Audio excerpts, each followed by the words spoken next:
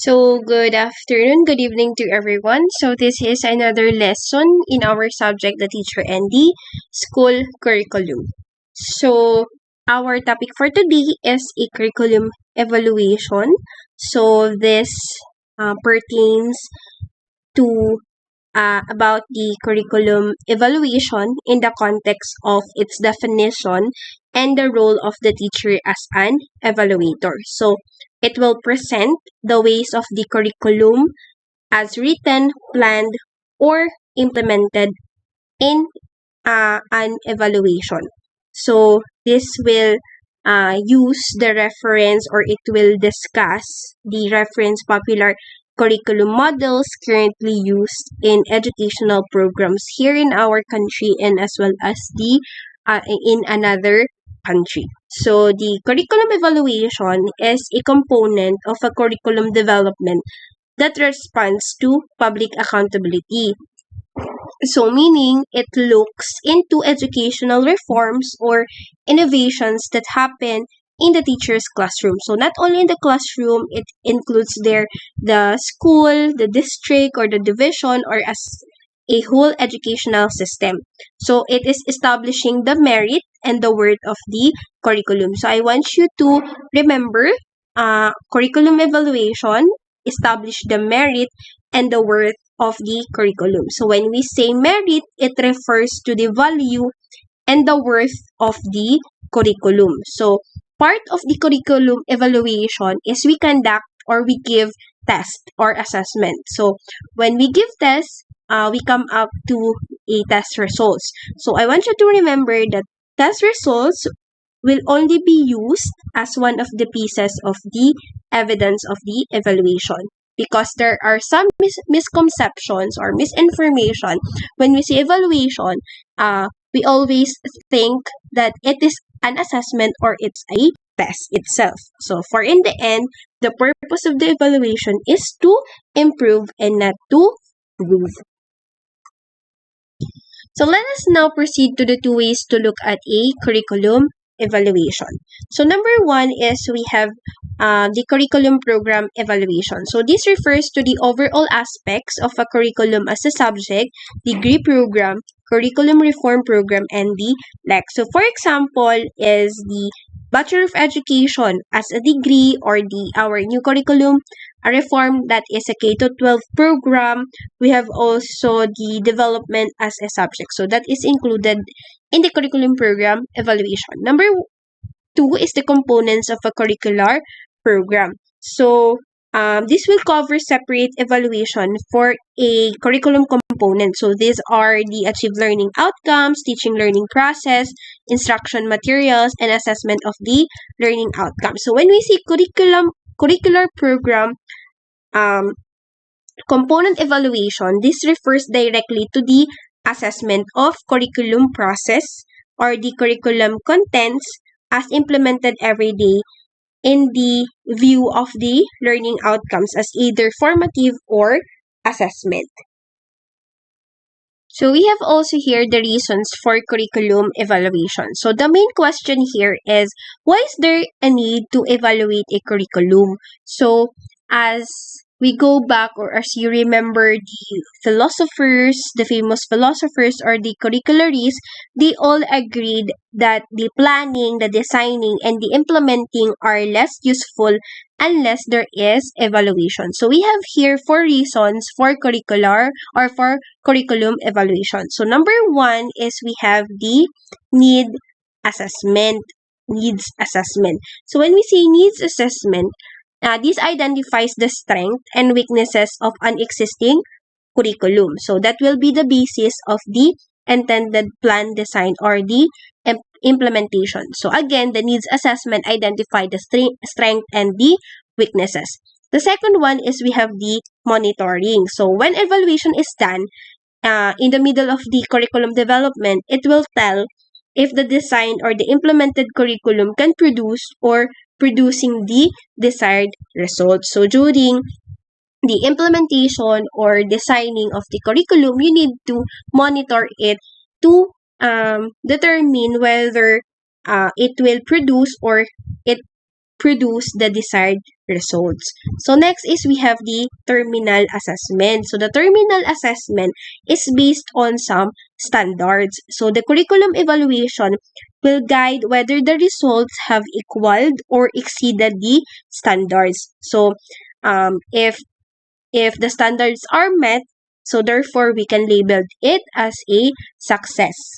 Okay, next is the decision making. So when we say decision making, in a curriculum evaluation, it provides the information necessary for the teachers, for the school heads, or the curriculum specialist in policy, and for the recommendations that will enhance or achieve the learning outcome. So those are the 4 reasons for the curriculum evaluation. So we have the needs assessment, the monitoring, the terminal assessment, and the decision making. So let us now proceed to the curriculum evaluation models by Ralph Tyler and Hilda Tabas. So according to them, evaluation is a big idea that collectively tells about the value or worth of something that was done. So the question is, how can a merit or worth of an aspect of a curriculum be determined? So curriculum specialists have proposed an array of models which are useful for classroom teachers and practitioners. So number 1 is the Bradley effectiveness model. This one. So Bradley wrote a handbook in the curriculum leadership and development. So this provides indicators that can help measure the effectiveness of a developed or written curriculum.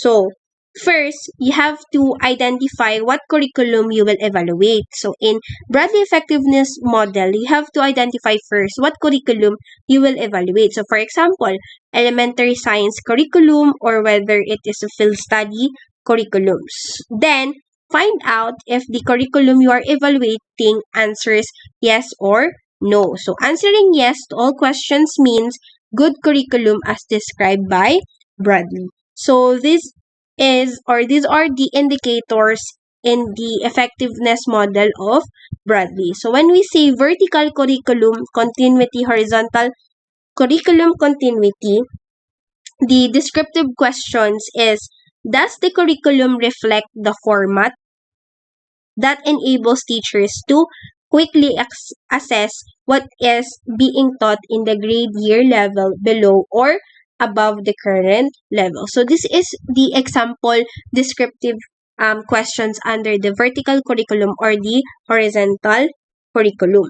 So as if you can see, or if you have the chance to search about the table of Bradley effectiveness model, you can see there a lot of questions under these categories, and according to Bradley, if your answer is all yes, therefore it is a good it described as a good evaluation.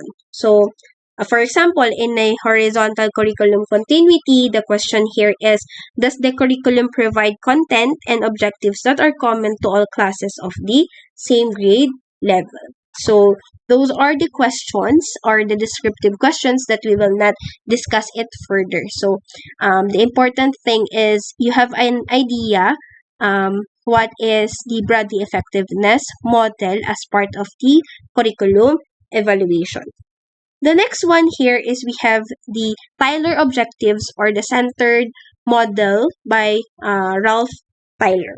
So he proposed a curriculum evaluation model which until now continues to influence many curriculum assessment process. So his monograph was entitled Basic Principles of Curriculum and Instruction. So in using the Tyler's model, the following curriculum components and processes are identified in the curriculum evaluation. So number 1 is we have the objectives, intended learning outcomes. So the evaluation process here is predetermine intended learning outcomes or the objectives. So when we say situation or context, you need to identify the situation or context that gives opportunity to develop behavior or the achieved objective. The next one is we have the evaluation instrument. So you need to select, modify, construct evaluation instruments or tools, check its objectivity, reliability, and validity.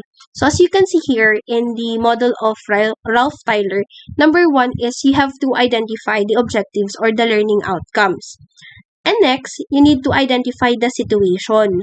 So for example, in order for you to develop the achieve objective, you need first to identify the situation, whether your students needs to improve the grammar, or for example, the uh, English subject. So you need to identify the situation first. And then, you need to select the proper evaluation instruments based on the objectives or based on the needs of the learners. Next is we have the utilization of tools. So you need to utilize the tools to obtain results. So you need to use your evaluation instrument or your tools. So compare the results obtained from several instruments before and after to determine the change. So in choosing or selecting the instrument in evaluating, you need to check or you need to make sure its objectivity and reliability and as well as the validity.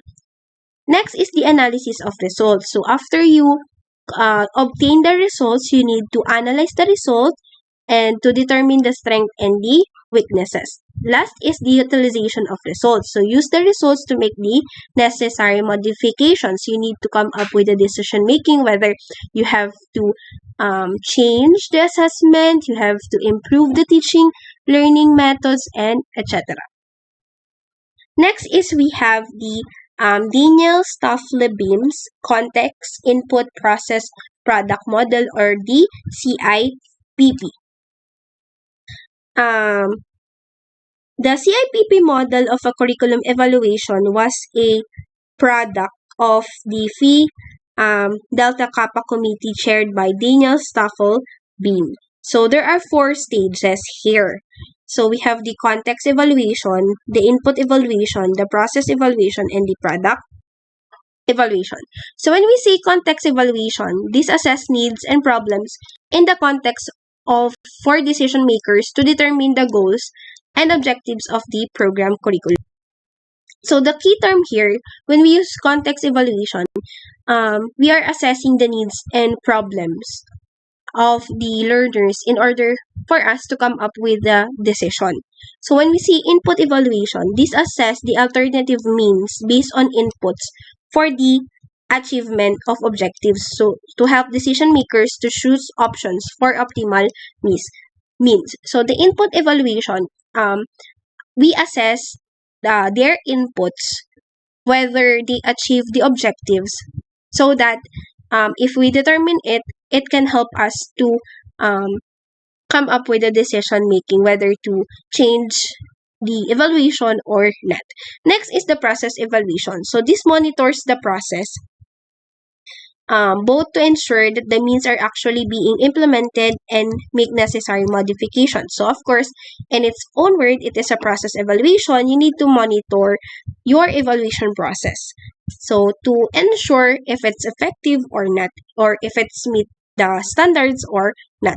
Next is the product evaluation. So it compares actual ends with the intended ends and leads to a serious recycling decision. So the product evaluation is we are looking on the output of the learners. So by comparing it to the output versus to the objectives or the intended learning outcomes. So we have also here stake responsive model. So this is oriented more directly to program activities than program interns. So its focus is on the program activities. So evaluation focuses more on the activities rather than the intent or the purposes. So that is the stake responsive model. So always remember, its focus is on the activities, not on the intent or the purpose. Last is the Scriven consumer-oriented evaluation. So he introduced this evaluation among many others when education products flooded the market. So the consumers of educational products which are needed to support an implemented curriculum often used consumer-oriented evaluation.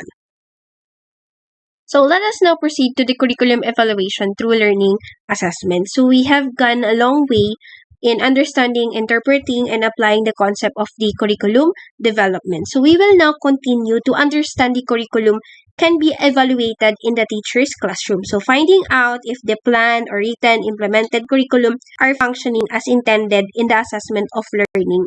And we all know that it is very crucial. So the question here is, how does a teacher know that the students have learned from what have been taught? So many educational practitioners agree that the measure of one's teaching is indicated by what the children have learned. So the teacher cannot claim that he or she has taught if the students have not learned anything. So let us find out if this lesson, that assessment of learning, is an evaluation process that tells whether the intended learning outcomes through the teaching learning process have been converted into achieved learning outcomes. So we will also find out that the learning outcomes can be measured through the use of different assessment tools. So let us now first discuss very brief the Philippines Qualification Framework, or the PFQ.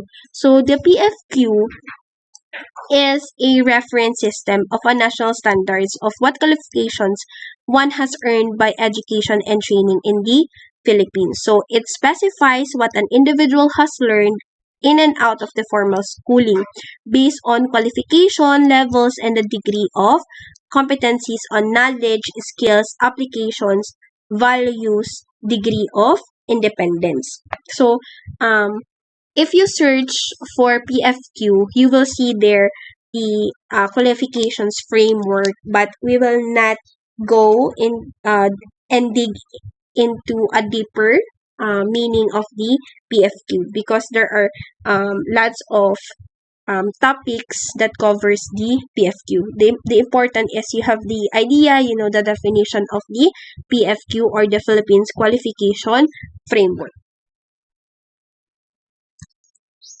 So to give you an idea about the content of the framework of PFQ, I have here, I summarize it by discussing this, matching the competencies and outcomes with the PFQ by doing learning assessment.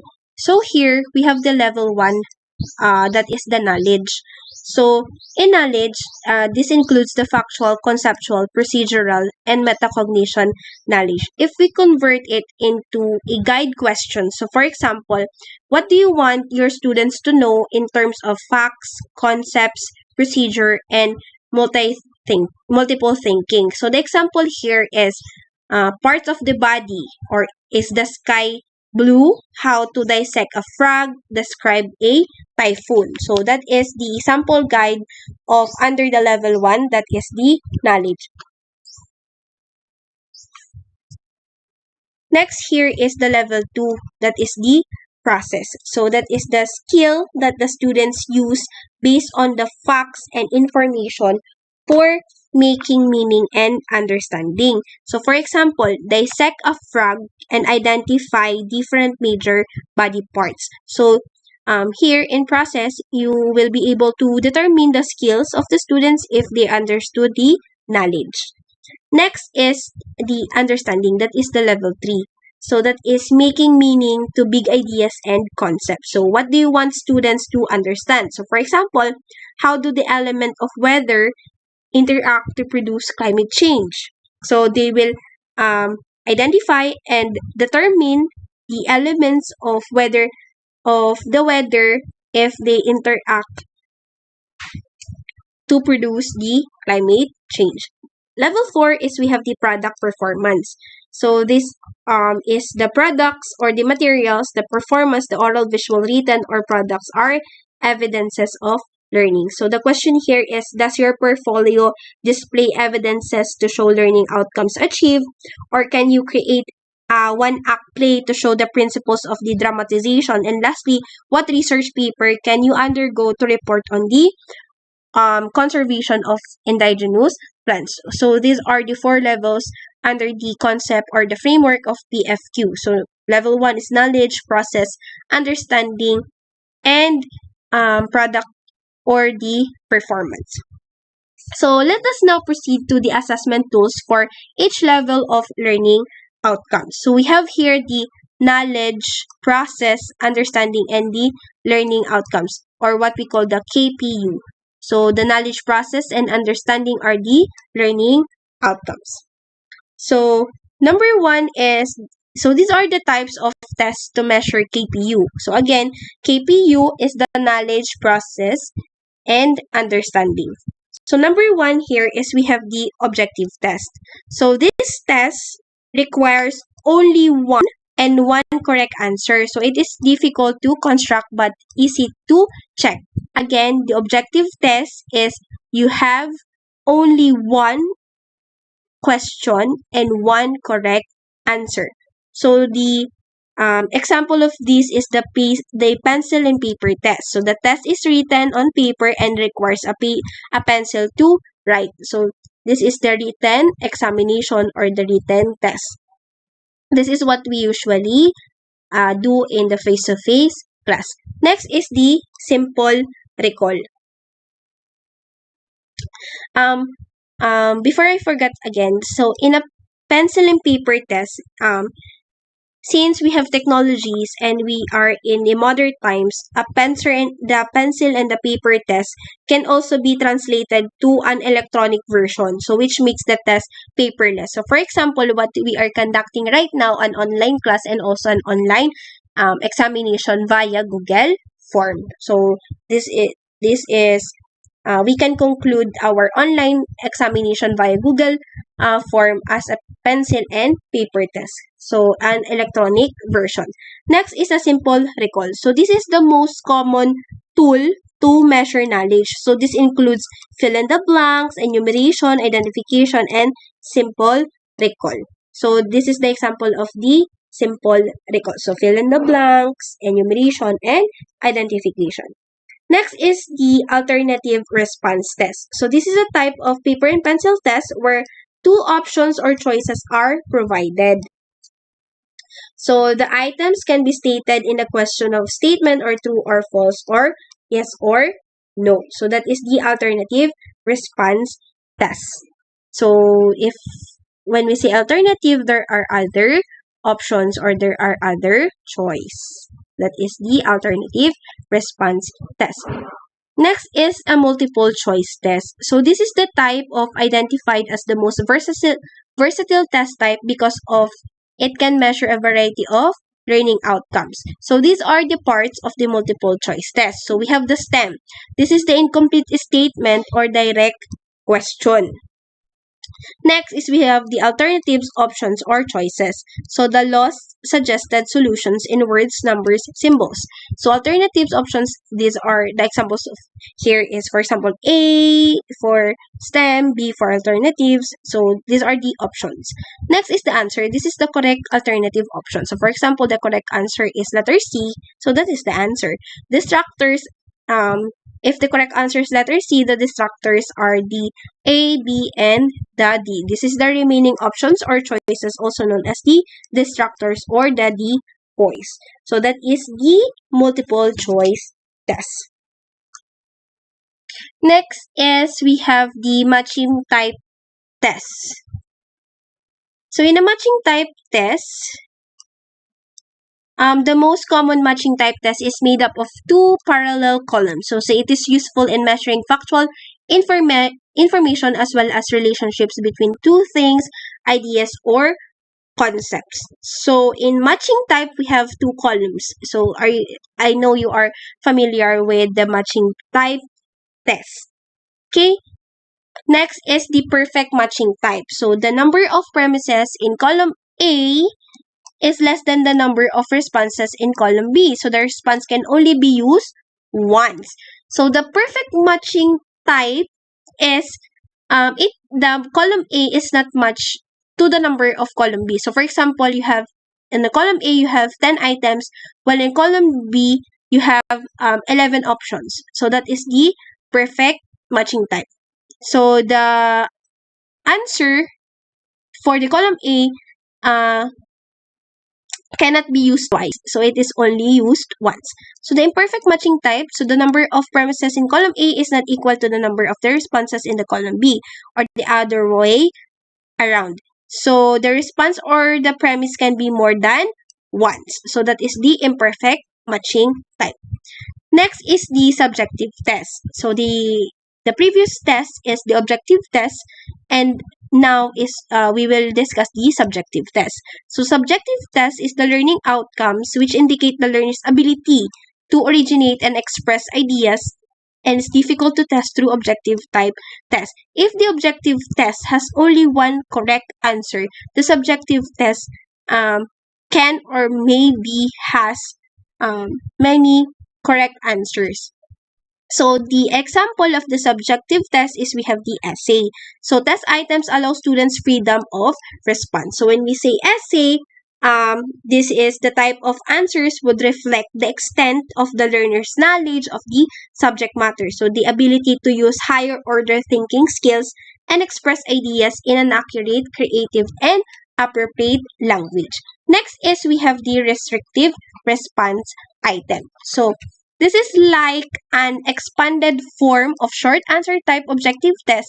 So there is a limit on both the content scope and the form of student response. So it is most useful in measuring learning outcomes that require the interpretation and application of data in a specific area. So for example is what are the main body parts of the plant? So there is a correct answer, but it is brief.